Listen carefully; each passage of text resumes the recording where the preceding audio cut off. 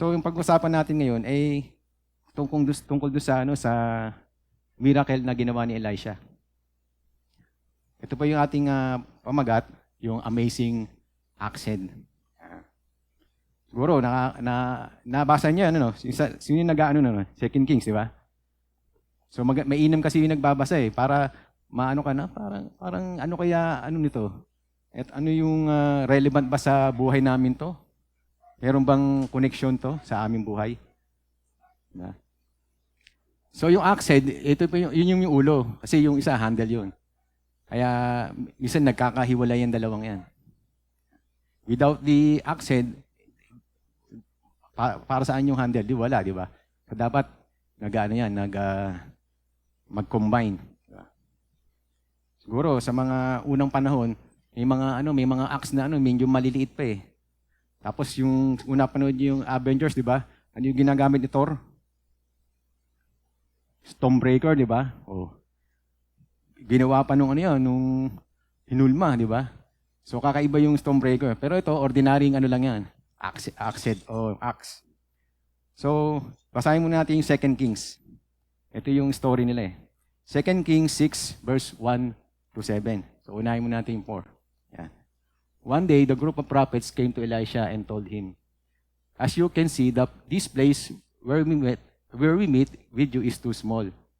Let's go down to the Jordan River where there are plenty of logs, o kaya timber. There we can build a new place for us to meet." All right, he told them, "Go ahead. Please come with us." Someone suggested. "I will," he said.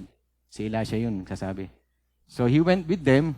And when they arrived at the Jordan, they began cutting down trees. And then verse 5, but as one of them was cutting a tree, his axe head fell into the river. "Oh, sir," he cried, "it was a borrowed axe. Where did it fall?" The man of God asked. When he showed him the place, Elisha cut a stick and threw it into the water at that spot. Then the axe head floated to the surface. "Grab it," Elisha said, and the man reached out and grabbed it. So, parang parang ordinaryong story lang, di ba? Pero may dating po 'yan. Hindi siya pag sinasabi mo pag meron namang meron namang nagsasabi na parang pangkaraniwan na yung yung story na yan. Pero hindi pala. So this is story of Elisha and the group of prophets and the floating axe head. So nabasa natin. Si Prophet Elisha ay maraming critics o maraming kumbaga nagsasabi na underrated na prophet ng Panginoon. So una, i-check muna natin yung buhay ni Elisha.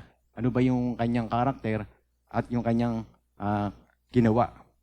So ito po yung background ni Elisha. So yan, ito yung background info ni Prophet Elisha. So si Prophet Elisha pinanganak po yan sa town of Abel Mehola. Yung sa lugar na yan, si Abel Mehola ay located po yan sa Israel. Yan, baga malapit lang. Tapos natagpuan siya ni Prophet Elijah na nagbubungkal po ng lupa, si Prophet Elisha. So makikita natin sa 1 Kings saka sa 19:16, ito po yung time na inanoint ni anointing of Elisha na inutos ng Diyos na i-anoint mo niya si Elisha kay Elijah. So si Elijah isang prophet na naging apprentice ni Elisha. Diba? Elijah, Elisha. Sa Tagalog po, Elias. Tapos si Eliseo. So medyo magka-rhyme din sila. So si Elisha rin, anak ng isang farmer o magsasaka. Ang tatay niya ay hindi po ako, si Shaphat. Ayan. Si Shaphat. Ayan. So malamang, kung tatay niya ay isang farmer, malamang siya din. Maaaring maging farmer din yan. Diba? So, yung tinawag si Elisha, farmer pa rin siya. Kumbaga, ordinaryong tao lang. Kumbaga. So parang significant yan sa sa part ni ni Elisha, yung calling niya. Katulad ng mga disciples, 'di ba? Anong pagka yung di ba? Karaniwang mga disciples, ano tinawag ng Panginoon? Mga fisherman, 'di ba? So, ano tawag sa kanila? Fishers of men. Tapos si Elisha naman tinawag bilang nagko-cultivate ng lupa, ng ground. Pero ngayon, nagko-cultivate siya ng hearts of man. Diba? And then to receive God's word, especially yung concerning sa salvation. Yun yung kanyang ministry. And then, binanggit na rin natin kanina, si Elisha was a disciple of Prophet Elijah. Actually nagsimula yung prophetic ministry ni Elisha nung nahulog yung mantle ni Elijah. Habang kinukuha siya ng ating Panginoon, na-witness niya yon. And then, nalaglag sa kanya yung mantle. Ano ba yung mantle? Ito yung cloak, tapos yung robe.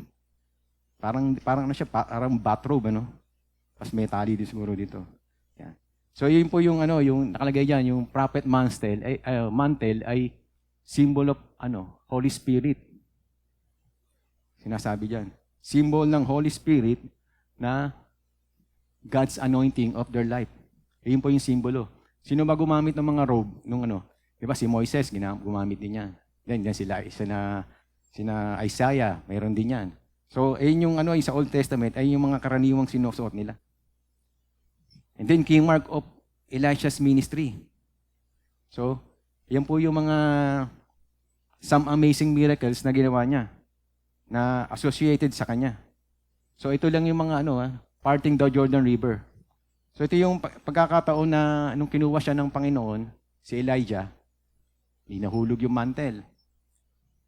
Tsaka siya, malapit na sa Jordan River yun eh. So, niya yun, nahati niya sa tulong ng mantle. And then, purifying the contaminated water. Yeah. Hindi naiinom yung tubig, and then gumawa ng paraan si Elisha. Nagsaboy o naghagis ng asin. So, hindi po umalat yung tubig, pero nainom na siya, naging potable na. So, huwag po natin gagawin pagka hindi po mainom sa hagisan natin ng asin, huwag natin kasi iba yun. Iba yung sitwasyon dito. And then, producing non-stop oil, yung sa isang balo. Parang na-preach ko na yun eh. Yung, ang asawa niya, si Prophet Obadiah. Na, ito yung mayroong taggutom, tapos, lumapit sa kanya yung widow na tulungan sila. And then, ano ba yung meron sila? Yun, oil. A jar of oil lang, tapos minultiply niya para ibenta, para ipambayad sa utang at meron silang makain. And then, raising a dead boy back to life. Multiplying bread. Tapos, hinil pa niya yung sinamaan from leprosy. Yan yung nagkataon na si servant niya, si Gehazi, na mukhang pera si Gehazi, na hindi naman humihingi si Elisha, patagong palihim na humingi ng kapalit do sa kagalingan ni Naaman.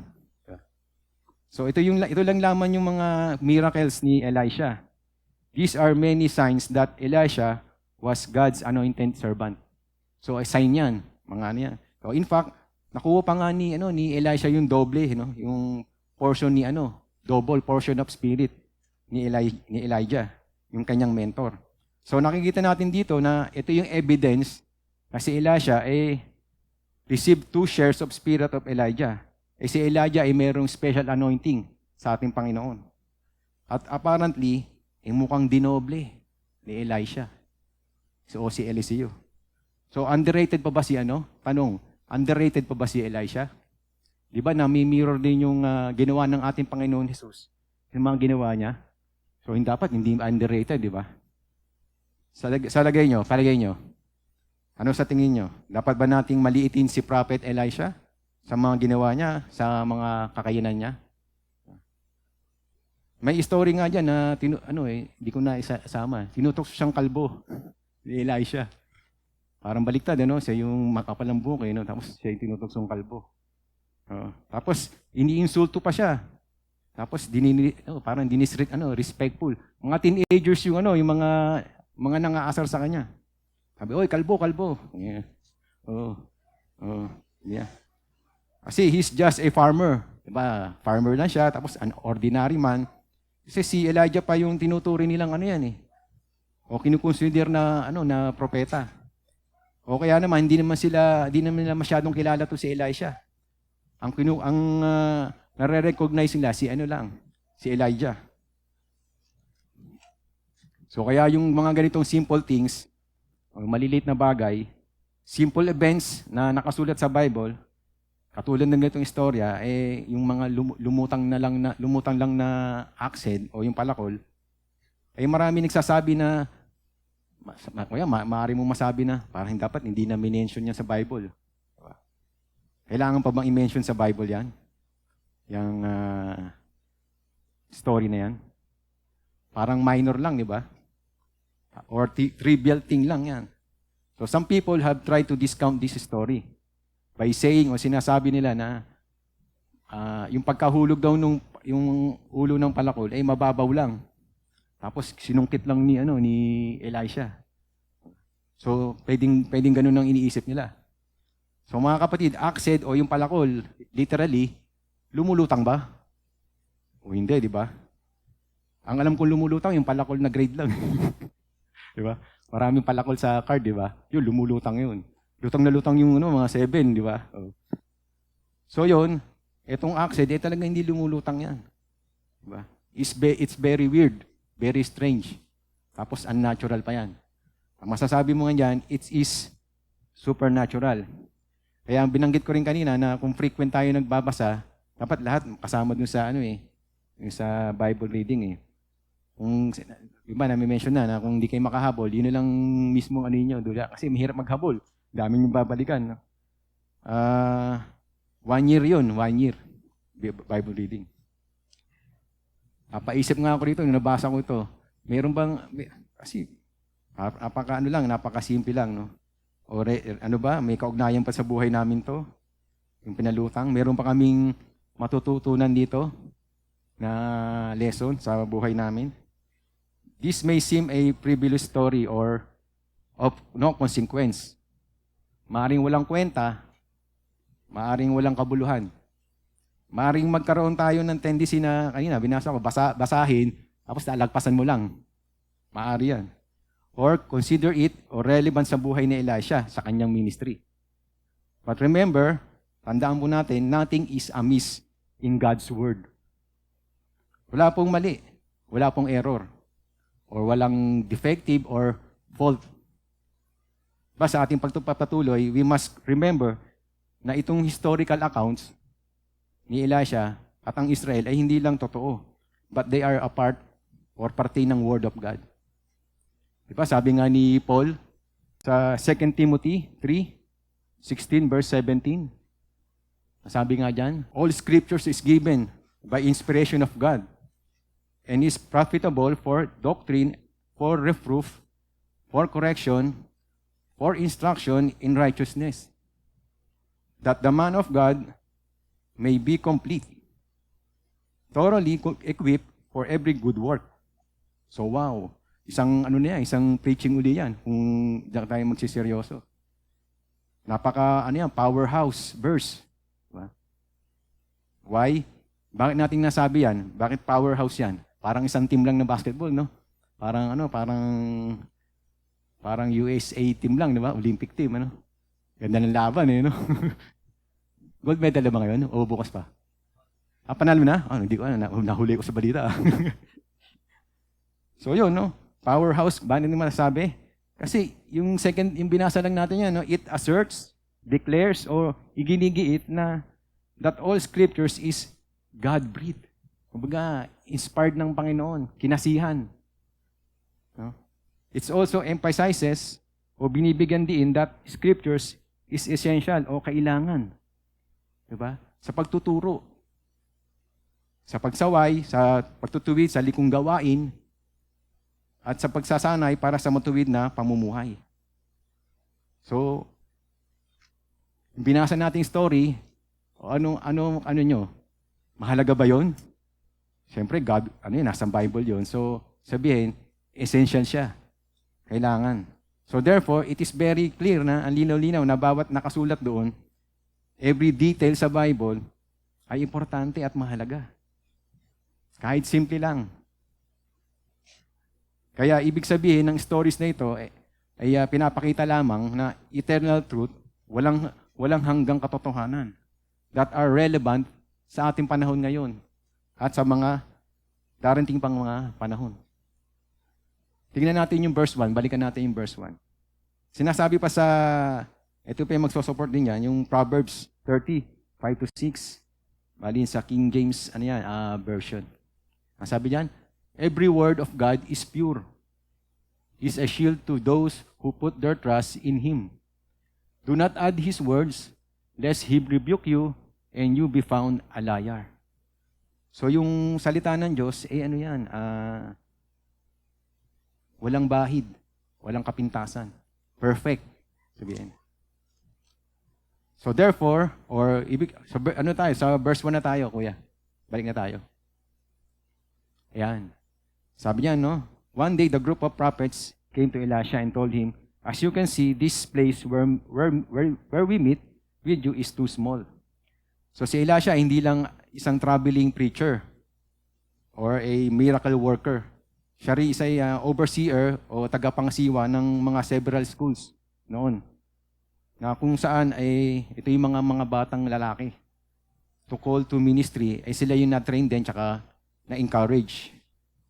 So, makikita rin natin dito na merong ilang silang initial problem. Or ano yung condition nila dyan? Ano yung condition nila dyan? Ayan. Lack of room and space.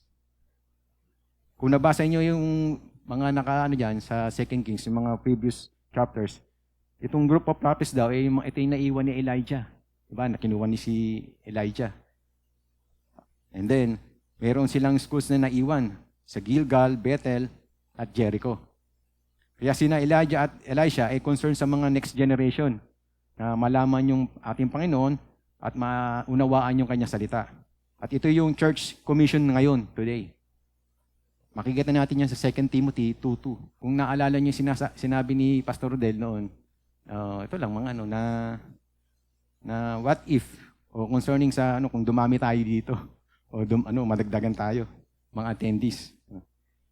Kaya we might to extend yung ating ang plano, extend yung likod, sasakupin yung children, o kaya sabi niya itataas daw to yung i-elevate para madagdagan.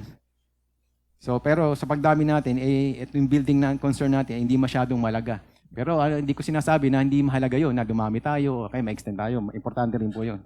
Pero ang mga importante ay yung spread din natin yung gospel. Ang maganda. Growth is always exciting in ministry. Diba, yung mga leaders ng youth, sila Kuya Raymar, sila Kuya Ron, sila Kuya Jello. Diba, pag excited kayo, pag maraming youth, diba?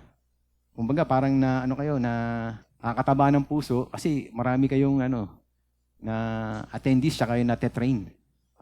So maano yung puso mo. So it can be a sign of spiritually healthy church. Nga. Pero ano yung pinakamahalaga? What counts? O ano yung counted? Ano yung importante sa ating Panginoon is the message being proclaimed. And the biblical change taking place in the character of the people as measured by the word of God. So mahalaga yung yung tinuturo natin dito. Diba? Kasi iba kasi nadadala sa maraming attendees. Yung pala, mali naman yung tinuturo. Pero tayo, kung kaloloobin ng Panginoon, dumami tayo dito, ayos po yun. Kalooban pa ng Diyos yun. Then, ganun din yung karakter natin, bawat isa. Diba? Hindi yung makikita doon. Madami tayo, kukunti man tayo. Tapos, ang natin yung sarili natin. Nakikita yung attitude natin, yung karakter. Ang dami natin tayo, punong-puno. Pero yung karakter naman ng mga nagsisimba, taliwas nyo sa tinuturo. Diba? Amen? So, ang concern natin dito is not just numbers, but the quality. Natatandaan ko yung sinasabi niya, quality. The authenticity. Diba? Na tinuturo natin, coming from the Word of God. At pwede mong maitanong, are we in the right path? Pwede mong matanong sa sarili mo yun. Dapat ang basihan natin ay yung Bible lamang. Dito tayo kumukuha ng support. At dito rin tayo kumukuha ng foundation. Ito yung foundation natin. Diba, sinabi rin kanina, because numbers can be deceiving. Diba? Kung saan yung mahaba pila, kung saan yung maraming tao, doon tayo. Doon yung mga Pilipino eh, di ba? Bago yung kainan dito, sarap dito. Pero kinalauna, wala na, di ba? Hindi na uso. Di ba? Pero ganun din, minsan sa isang church, ganun din. Iba pala yung tinuturo na, no? Maraming mga Asian churches dati noon, mga kulto. Ang Ginoo-Diyos, yung tao lamang. Merong God the Father tsaka God the Son, pero hiwala yung Holy Spirit. Merong ganun. Sineseparate niya yung Holy Spirit. Pero yung God the Father, God the Son, yun lang daw sila. So, unang-unang mali na rin yun. Tayo naniniwala sa Trinity. Amen? Kaya, mga church pastors, leaders, mga music leaders, pagka nakita natin dumadami, di ba? Wow! Kumaga, sasabihin natin sa sarili natin, ang galing natin. Marami tayong na-attract. Marami tayong nakukuha mga ships. So, minsan, dyan hindi nag-i-start yung problema. Nagiging, siyempre, yung pride, yung nagiging proud ka na, tinataas mo na yung sarili mo. Diba? Kasi once na nag-succeed ka sa isang diba, minsan, imbis na itaas ang Panginoon, itinataas mo sarili mo. Wow, ang galing. Ang galing ni Randy. Ang galing ni Chris. Ang galing mag-drums, mag-beatbox, di ba? So, siyempre, pa rin, sa Panginoon pa rin ang papuri nun. So, bakit? Kasi, mismong buhay natin, binigay niya, di ba? So, pag-aari tayo ng Panginoon. So, marapat lang na ibalik mo yung papuri sa Kanya, tsaka pasasalamat. Hindi huwag tayong mayabang. Di ba? So, yun yung numbers can be deceiving. Diba? Kaya yung last camp natin, di ba? Kung ma-observehan nyo, ang dami natin, di ba? So, palakpakan uli natin yung successful natin ng camp. Palakpakan din natin ng Panginoon, tsaka yung sa mga sarili natin. For the job well done. Kahit maraming nagkasakit, di ba? Maraming naubusan ng ulam, di ba? Maraming nilambig sa kwarto, di ba? Kahit nakasando tsaka short, believe no? Talagang go na go, no? So it is worth it yung ginawa natin na camp, di ba? Amen. Susunod, sasama natin si Tatay Ed tsaka si Nanay Glo. Sasali natin doon sa volleyball, no? Oh. Baka tangayin sila ng bola, no? So napakaganda yung ginawa natin. Sabihin, kung i-imagine mo yung head count natin, 64, andito lagi. Anong magiging Siyempre, dami natin dito. Siksikan tayo. Kasi natanda ko, anniversary natin, nakatayo tayo, hindi tayo nakaupo eh. Yung church anniversary ba? O, tama. Dami natin. So, bruin mo, kung yun lagi ang attendance natin diba? Kung loloobin ng Panginoon, bakit hindi, di ba? Amen? So, verse 2 and 3 na tayo. Let's go down to the Jordan River, where there are plenty of logs. There can be build a new place for us to meet. All right, he told them, go ahead. Please come with us. Someone suggested, I will. He said, si Elisha yung may sabi nun. So yung mga students, niyaya o pinayagan ni Elisha na magpunta sa Jordan River. Pinayagan niya yung plano na magputol kasi magtatayo sila ng shelter para doon sa sa pagte-training nila. So isa sa kanila, niyaya si Elisha. No? Sama kayo sa amin, Sir Elisha. Tara na, samahan nyo kami. Ayan. Starbucks tayo. Joke lang. Sabi niya, sige, sasama ako sa inyo. So ano nakikita natin doon? So yung pagyaya ng mga bata na kay Elisha, sanyalis po na meron silang intimate relationship sa bawat isa. Then sinuportahan naman niya yung plano ng mga bata, yung mga group of prophets. Even yung small thing lang, no, na magtatabas sila. Kailangan pa ba akong sumama sa inyo? Baka maaaring sabihin kanyo ni Elisha, ano? Dito lang ako sa bahay, dito lang ako. Parang tinatamad na akong sumama sa inyo, kayo na lang. Pero very supportive siya, di ba? Sinagot agad dyan, sige, sama ako sa inyo. So, imagine nyo kung ninyo kaya sumama si Elisha, they were thinking, siyempre, he's a man of God, safe kami rito. Secure kami rito kay Elisha. Kaya isama natin to. Diba? Maaring ganun. Sometimes ganun din tayo. Diba? Meron tayong gustong yayain, di ba? Isama. You are safe and secured. Tulad ng mga magulang natin, di ba? Nagdaan tayo sa mga bata, di ba? Mga adult na tayo iba. Pagkakasama niyo yung mga magulang nyo, lalo na pagka sumama kayo sa mga lugar na malalayo, sabi, kasama ko din magulang ko eh. Safe naman ako dito. Hindi ako pababayaan. Alam nila yung lugar. Kabisado nila. Safe ako. Amen ba? Amen? Siyempre, iba, matatanda na yung magulang mo. So, ikaw na nga yung mag-aakay sa kanya. Kasi, it's your generation naman na parang ano sila. Diba? I-assist. Pero nung bata tayo, kinakabahan tayo. Once nakakapunta ka sa ibang lugar, wala kang kasama, okay ikaw lang, medyo ano kayo, medyo papasok yung kaba, tsaka di ba? Yung pagka nga yung mag-aaral ka sa malayo, di ba? Maynila ako, dito lang ako sa Pasig, hanggang high school. Tapos punta ako ng Maynila. Yung nag-enroll ako, magpasama pa ako sa ate ko tsaka sa tatay ko kasi hindi ko kabisado doon. Once na isama ka na, alam mo na yung pasigot-sigot, pinabayaan ka na. So ganun lang naman talaga di ba? Meron namang talagang malakasan ng loob, sariling sikap, pwede rin yun.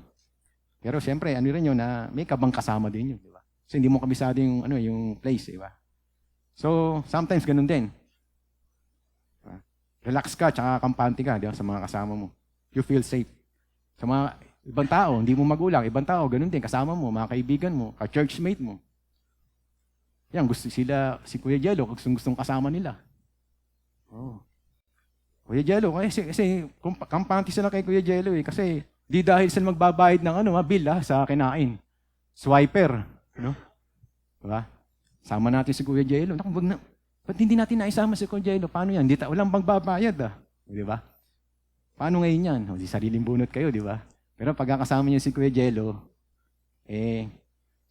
sige, order lang ng order. Di ba? Happy birthday. Di ba? So mga ganung mga bagay. So safe ka. Ganun din yung mga attitude ng mga group of prophets. Siguro, safe na safe sila kay Elisha. Kaya sa buhay natin, kaya lagi natin isama ng Diyos sa buhay natin. We are safe and secured sa Kanya. May dumaan mang pagsubok, and He will save the day para sa atin. Then, sa tayo? Verse 4 and 5. So He went with them. When they arrived at the Jordan, they began cutting down trees. And then verse 5, but as one of them was cutting a tree, his axe head fell into the river. Oh, sir, he cried out. He cried dyan. Sa akin, ibang version yata ito nakalagay. It was a borrowed axe. So pumunta sila sa Jordan River. Sa gilid siguro, malamang. Kasi wala namang puno doon sa mismong tubig. At nag-uumpisa nang magputol ng puno. Pero isa sa kanila, habang nagpuputol, habang nag-swing ng axe, diba, nagsuswing yan, paghampas, tumalsik, lumipad. Parang may sounds pa. So ganun lang yung imagination natin. May sound effects. Nakaagamit na ba kayo ng palakol? Sino nakagamit ng palakol? Taas ang kamay. Yan. Mga probinsyana, gumagamit yan. Sa bukid lumaki. Diba? Minsan, di ba, pag mapurol, mas yung effort mo, nung lakas mo, mas malakas. Kasi mapurol The moment na matalas yan, less effort lang, di ba? O kaya, pagka nakaputol ka, sabihin natin mga 10 hataw, patalas. Kung hindi matalas, 20. Di ba? Pagka naka-isang puno ka pa lang, pagod ka na kasi mapurol So iba naman, kaya tumasik maluwag. Yung head, o yung handle. Diba? Tinataktak minsan natin, di ba? Para martilyo, di ba? Gumagamit martilyo, pag gano'n mo, umuusog yung ulo. So, pagka gumagamit tayong walis tingting, ganun din. Diba? Tinataktak mo yung walis ting para mag-stick together, diba? Humikpit. So, pag hindi ka sanay magpalakol, kung saan tumatama yan. Ako nga, pagka unang gamit ko, tinututo ko pa, diba? Pagtuto ko, sa ibang tumatama eh. So, ang tagal mong matapos, diba? So, yun ang magiging, kung sino yung man hindi nakakagamit ng palakol. Ang palakol ay pangputol. Kahit mismo yung itak, ganun din eh. Mas madali pa nga itak kasi mas malapit eh. Kasi ang palakol, malaki ang mahaba yung swing nun, pag ganun, pababa. So malamang, medyo maluwag yung handle, tumatsik yung yung handle, yung pinakaulo. So mayroong dalawang nito, problema na nakikita rito. Sa pagkawala ng axle ay lumili ka ng dalawang problema. Pagkawala ng axle ay lumikha ng dalawang problema dyan. Sabi dyan, yan, kapag nagtatabas kayo ng mga puno para gumawa ng bahay and you have nothing to use, yung trabaho mo becomes a lot more difficult o mahirapan ka.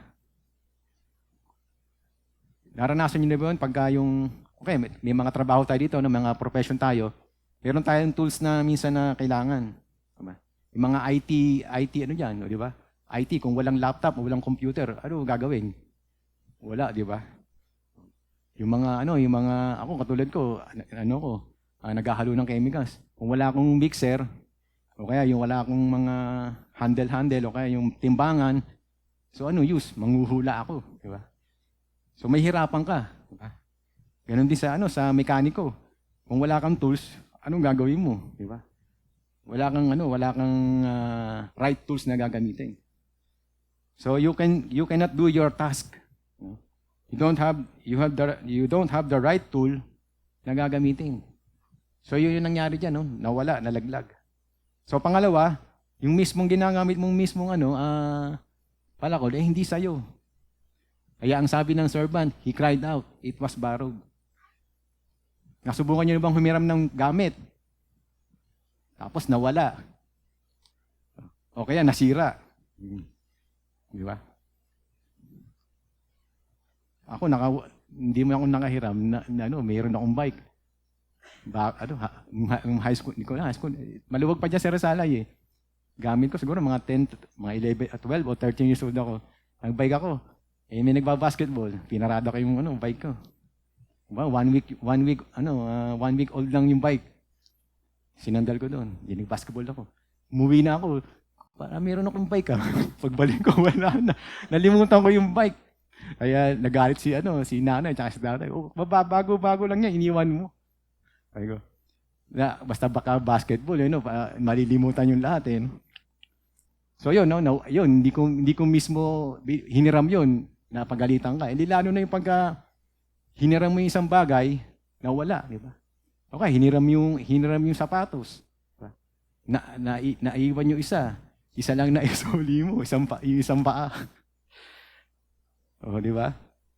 So, iba sa atin, ano ang expression ng pagkawala ng gamit, kuya? Ano expression? Hala, di ba? Hiram ko lang yan, di ba?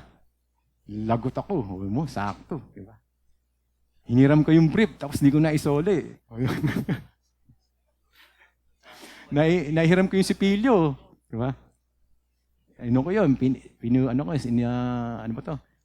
nilinis kong maigi yung toothbrush mo, Oo. Matawag doon yung nasanitize ko na yan. So, na-experience nyo ba yun? Diba? Maliit man o malaki, tapos naiwala, so problema yan. Just like the students of Elisha, definitely problemado yan.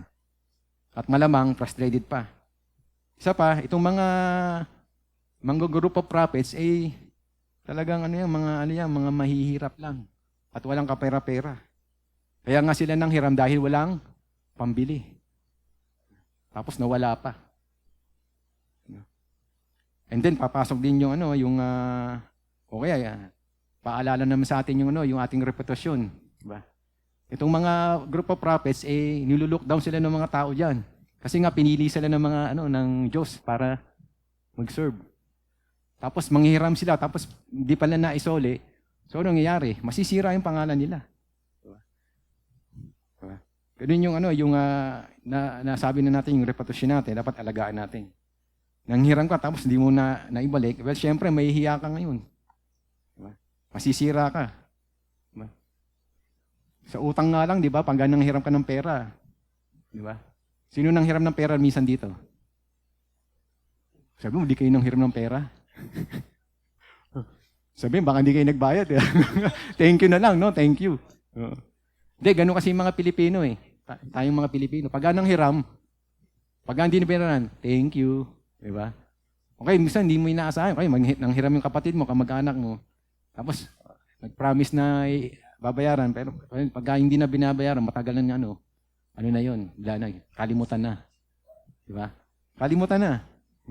Maraming nangyayari yung ganyan. Oo. Thank you. So, ganyan yung papasok yung ating yung reputasyon. Kaya ganun din yung yung group of prophets ni Elisha.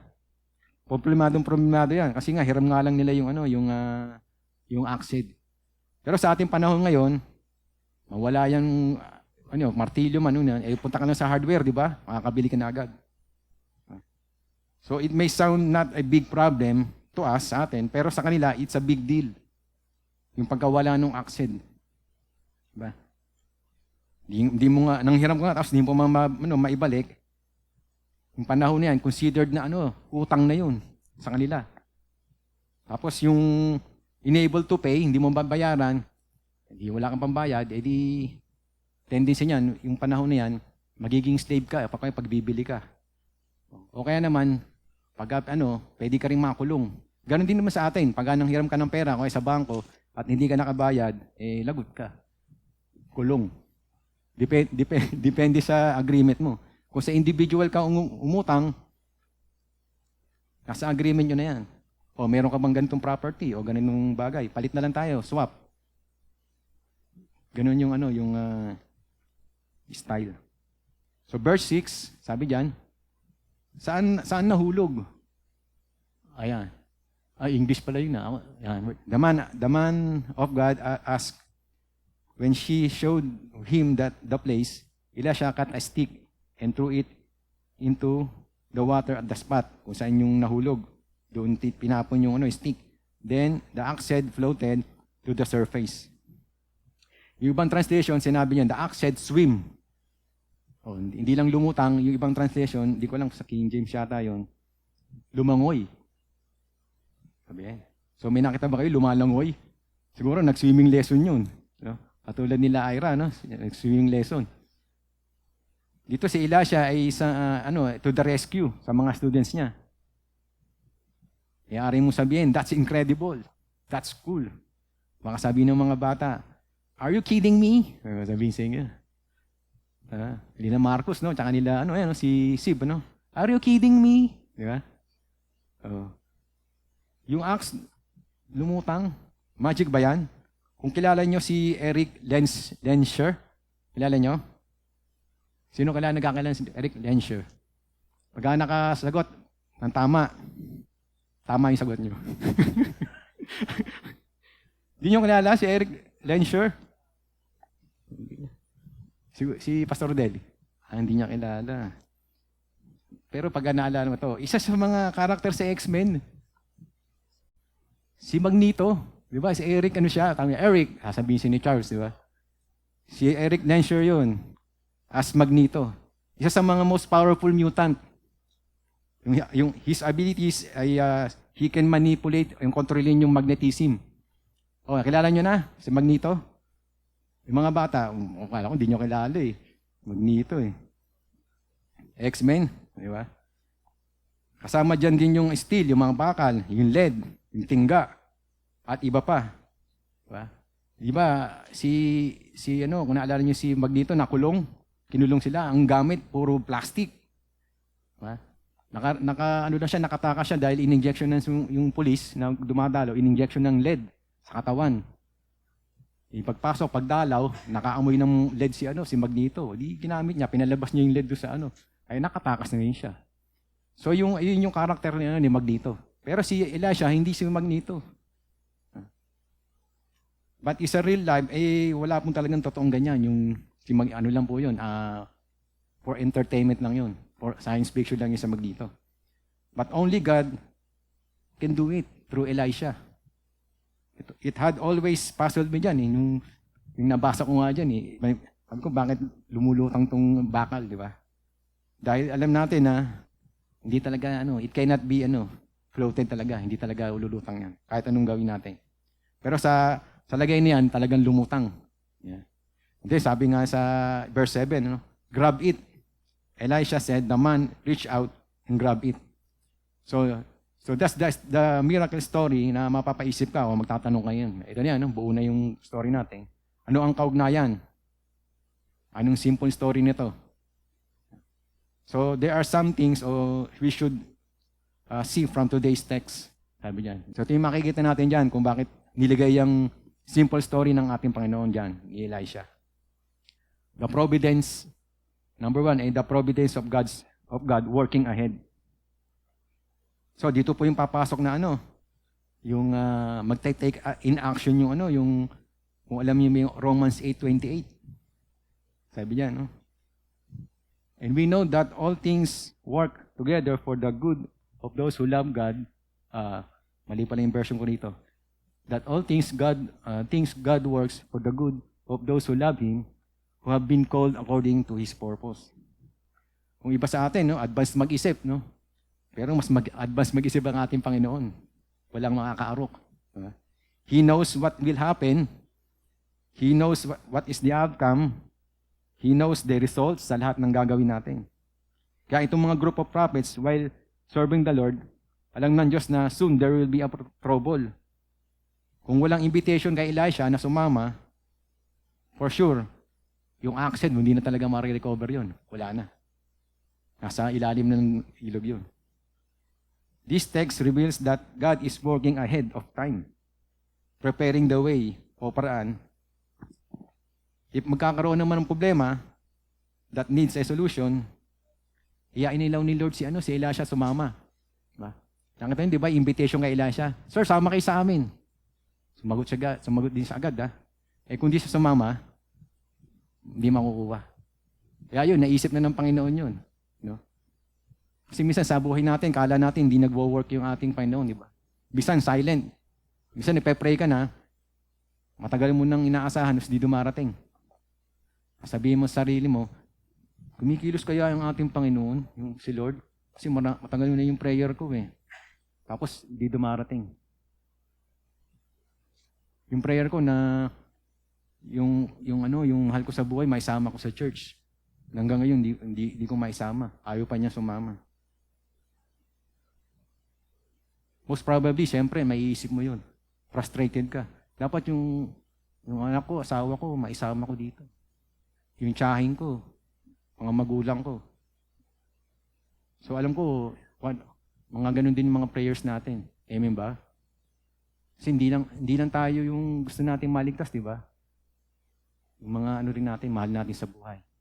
Even nga yung kaibigan natin what more pa yung mahal natin sa buhay, di ba? So ganun din yung kumilos ang ating Panginoon. Minsan hindi iisip natin na hindi nagwo-work ang ating Panginoon.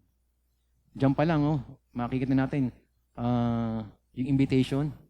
Kung di sumama nga talaga, hindi ma-recover yun. Hindi wala silang gamit, di ba? Hindi magpo-proceed.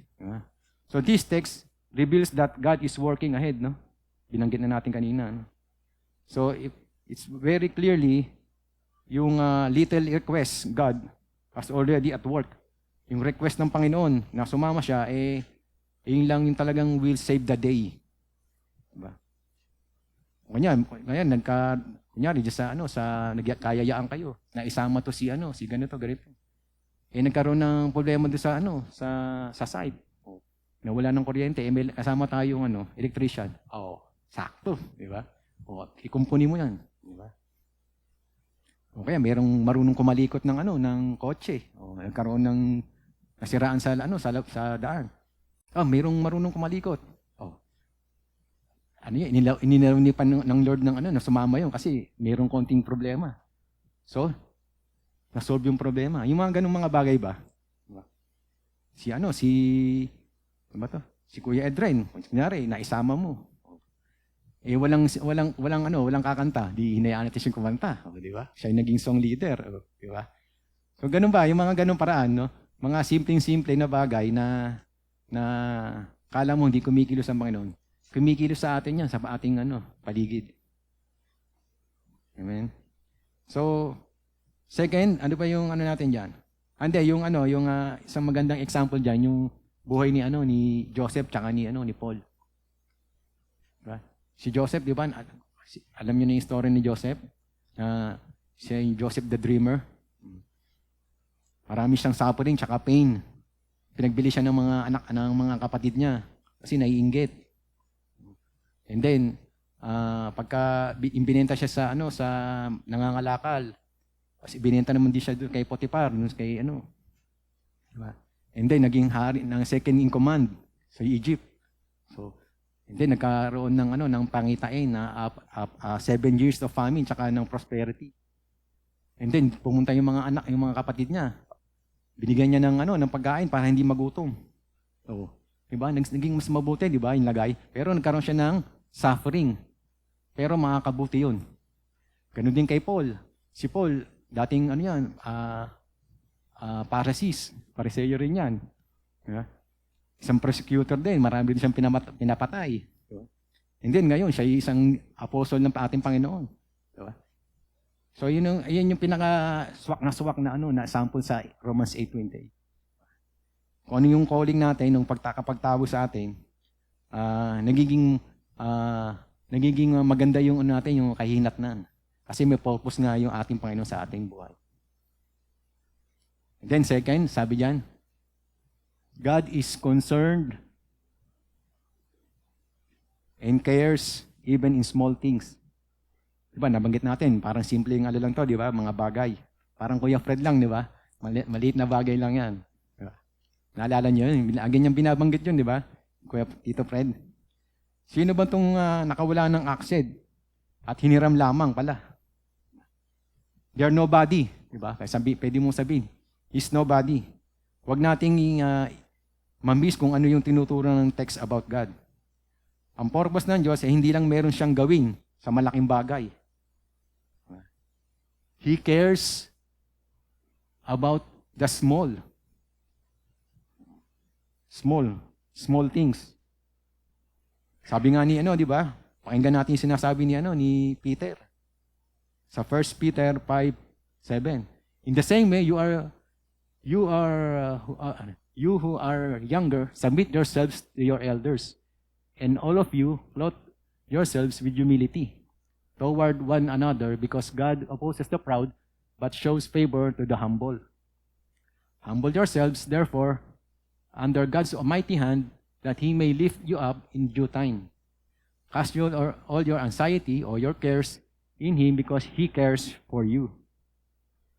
So, anong question dyan? How does this passage and what it is saying perhaps apply to our story in the floating oxen? Ano yung question? Kuya, pakiano mo yung question. Yan. Yan yung question. Paano ginagawa ng passage natin? Na ano ang sinasabi? Marahil, pwede natin i-apply dito sa story.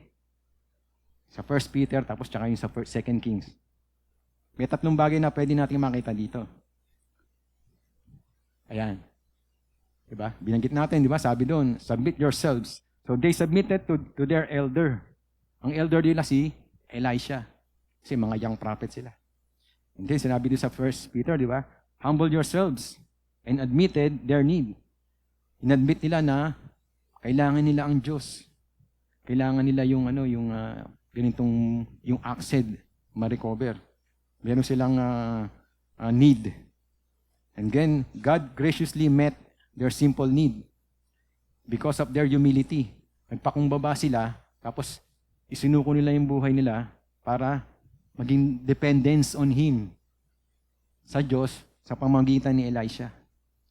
So dito po sinasabi ng Diyos na siya ay interested in cares, nagmamalasakit sa atin. Kahit maliliit na bagay lamang, maliliit na pangyayari o incidents sa mga buhay natin. Kaya sabi niya, He tells us or pray Pag-pray natin lahat to cast out all your cares sa Kanya. Bakit? Kasi pinapaalala ni Peter sa text sa verse natin kanina, He cares for us. Namamalasakit ng ating Panginoon sa atin. Kaya this statement ay binigay as part of the reason and motivation to submit o isuko natin ng mga sarili under God's providential hand by casting all our cares. Yun yung nakikita natin yung tatlong bagay. Diba? Kung nabasa niyo yung Luke tsaka Matthew, ano yung binanggit diyan? Sabi ng ating Panginoon Jesus, even your very hairs of your head are all numbered. Diba? Hindi naman sinasabi na magaling ang ang Lord sa math. Kasi nabibilang niya yung buhok eh. Pero ang ibig sabihin ng Panginoon, even small things sa buhay natin, papansinin niya. Diba? Kasi buhok mo, di ba, mang hibla, malilit lang yan, di ba? Ano naman ang pakialam na ang Panginoon dyan, di ba? So kahit even yung bilang ng buhok mo, bilang niya. Diba? Kaya small things o maliit na bagay ay papansinin ng ating Diyos yan. Hindi lang yung malaki. Sabihin ni Lord, ito malaki muna ang gagawin ko. Yung pinagpe-pray mong malaki, ayan na muna. Yung maliit, isasantabi ko lang yan. Tsaka na yun, wag na yan. Pero hindi. Lahat. Even small things, mindful ng ating Panginoon niya. May concern siya dyan. Diba? Kahit nawala nga yung susi, di ba? Sino nakawala ng susi dati dito? Susi. Yung susi, di ba? Nawala ng cellphone, nawala. Nawala ng cellphone. Di ba? Nawala yung wallet. Kung wala yung wallet, andun yung lisensya, yung mga credit card. Di marami, di ba? Kahit mga malilit na bagay na ganoon, importante sa atin yun. Di ba? Kailangan ipag-pray nga nila. Gising nga itong eyeglass mawala Di bulog ako dito pag nawala ito, di ba? Paano ko makakapag So yung mga ganung mga bagay, kailangan natin pinapanalangin din yan. Okay, nawala yung nawala yung pang dental floss mo. Maliit na bagay lang yun. Natinga ka, di wala kang yung pang tanggal. Di ba? So may may count sa Panginoon yan. Kahit yung maliliit na bagay, pampansinin niya. Kaya tayo po, the moment na we turn to God in our troubles or our cares, even kahit hindi naman perfect yung faith natin, kahit you are in attitude of desperation, natatakot ka na, tapos nagpapanik ka na, claim natin yun. Promise niya sa Psalms 50:15. Sabi niyan, and call on me in the day of trouble. I will deliver you and you will honor me. Tumawag lang tayo sa ating Panginoon.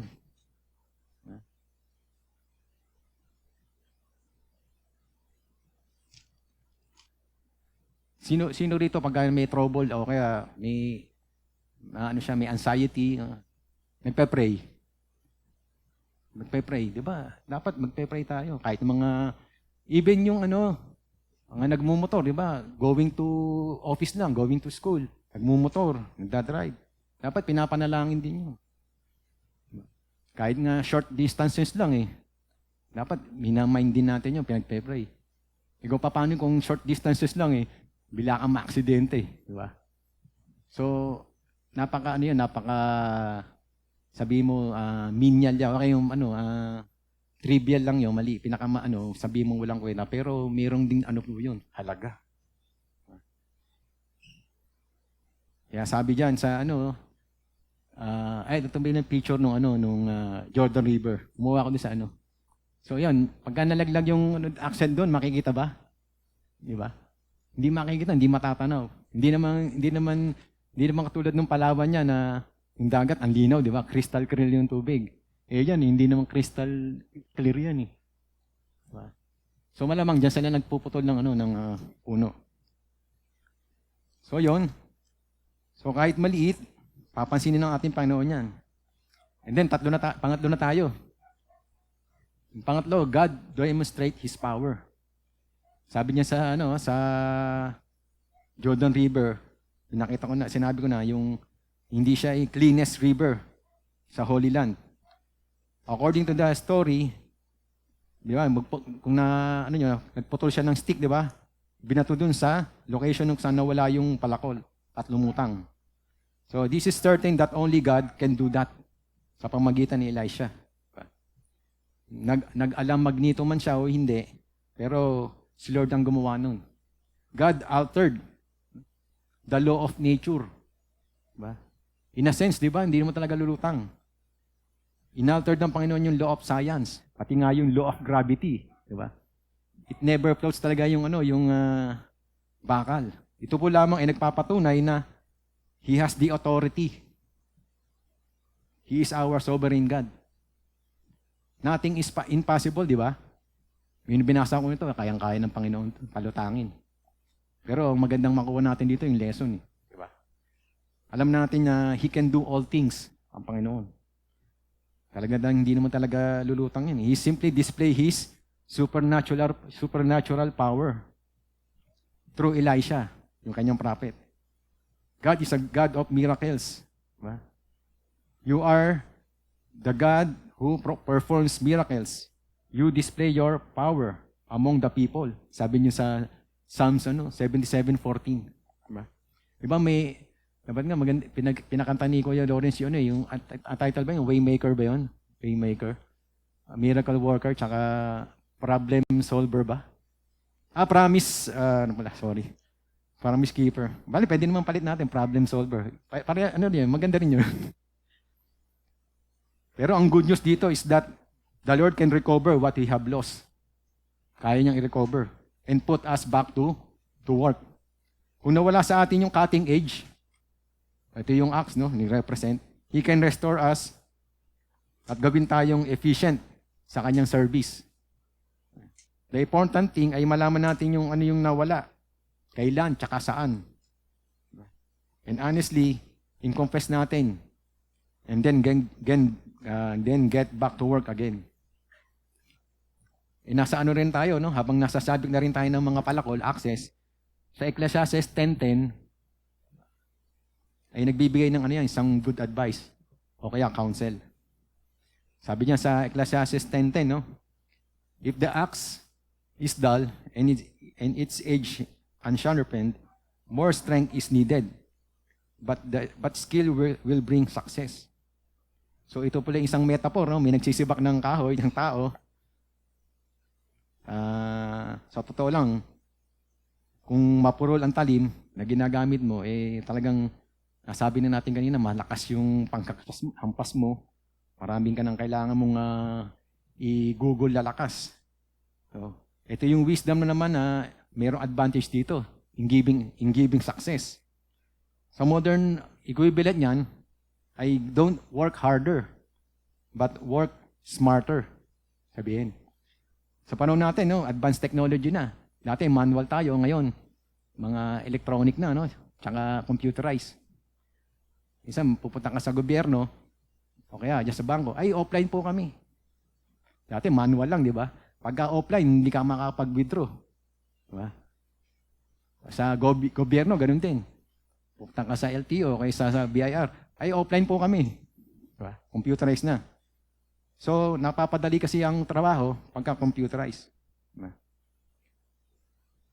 And then, yung wisdom na naman dito, kumaga, ito siya na may nananaig. Hindi lang puro lakas. Kung i-apply naman natin sa human relationship yan, di ba? Sa matatanda, di ba? Sino may anak nito na may asawa na? Sister. Siya lang ba? At saka si brother, So, di ba? Pagkapipili tayo ng mga mapapangasawa ng anak natin, di ba? Yung matatanda, ganun din eh.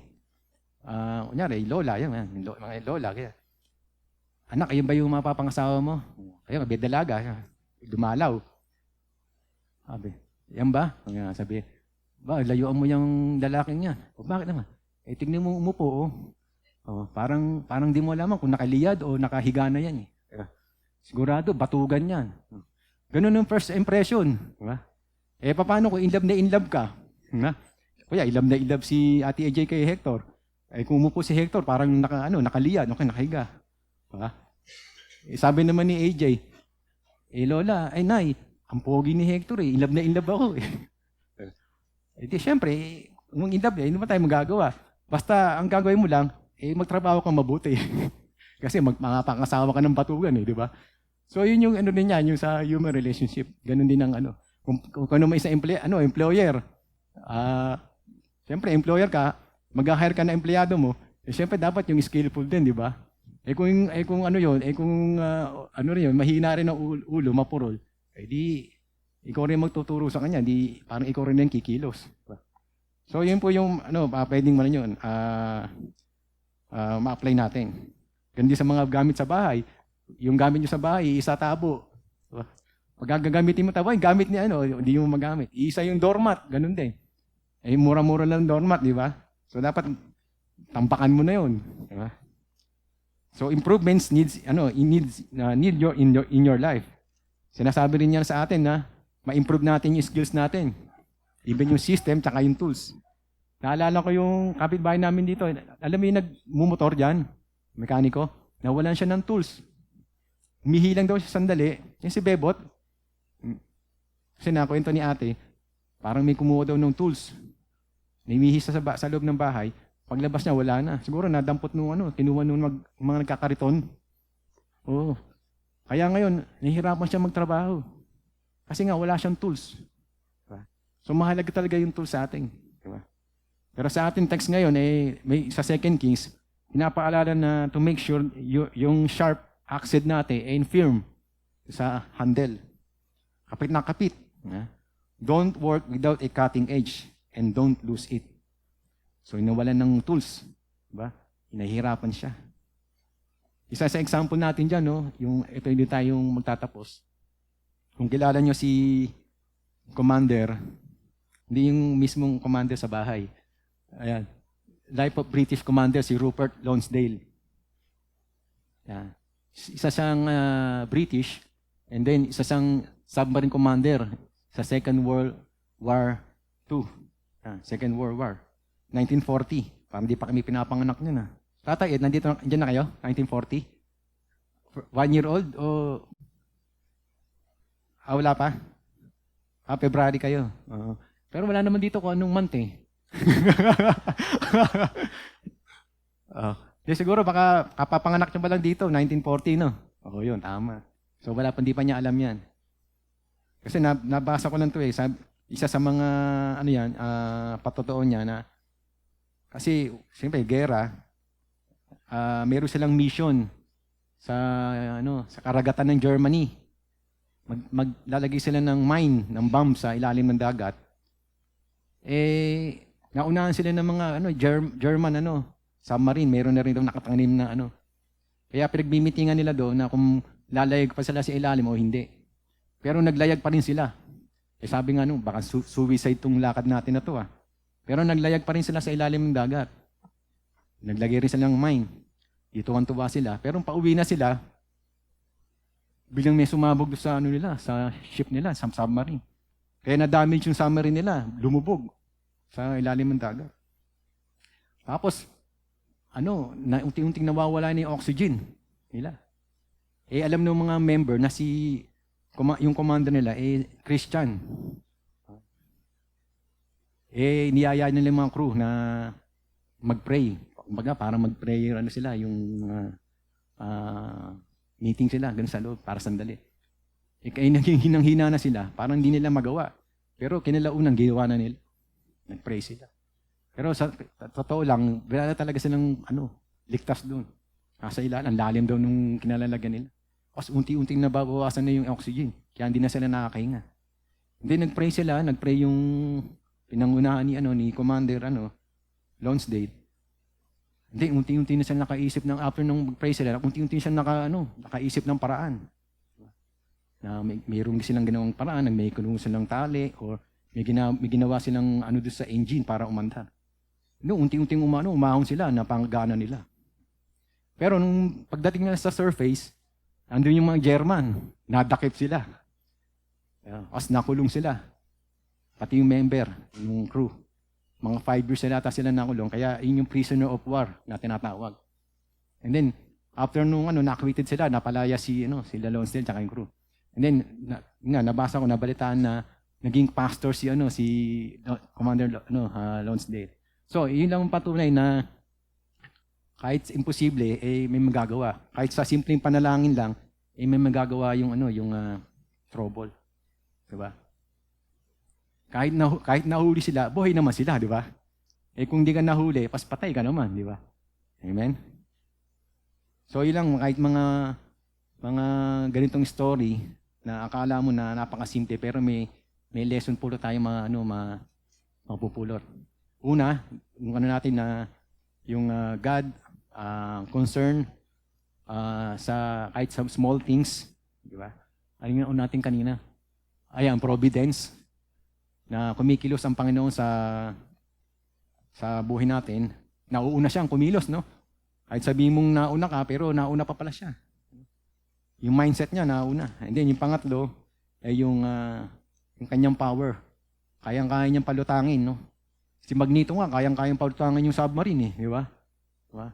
Ang Panginoon, ganun din. Kahit ano pa, kaya niya. Si Magneto, may weakness din yun, eh. Ang Panginoon, walang weakness.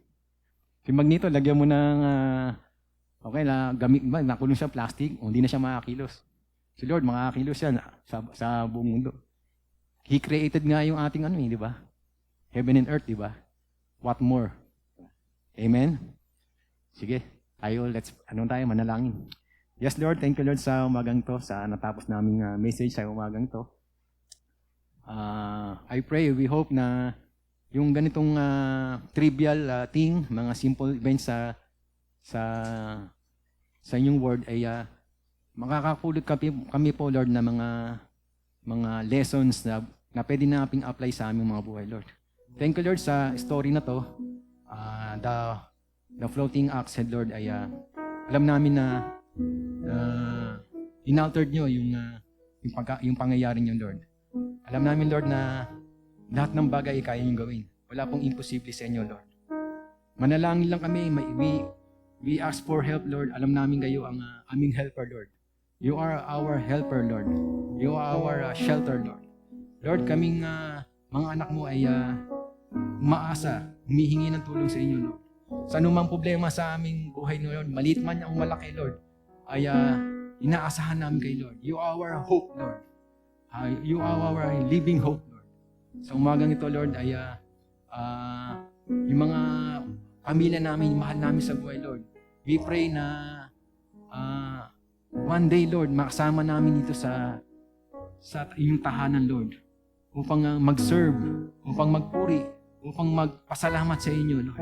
Dahil kayo ang aming Diyos na buhay. You are our way maker, Lord. You are our miracle worker. And also our promise keeper, Lord. Thank you, Lord, sa umaga nito, sa paalala niyo sa amin. It remind us, Lord, kung ano yung mahalagang bagay na lapit pa nang gawin sa buhay namin, Lord. Hallelujah. Ito po ang aming salamat dalangin, Lord. In Jesus' name, lahat po ay magsabi na Amen and Amen.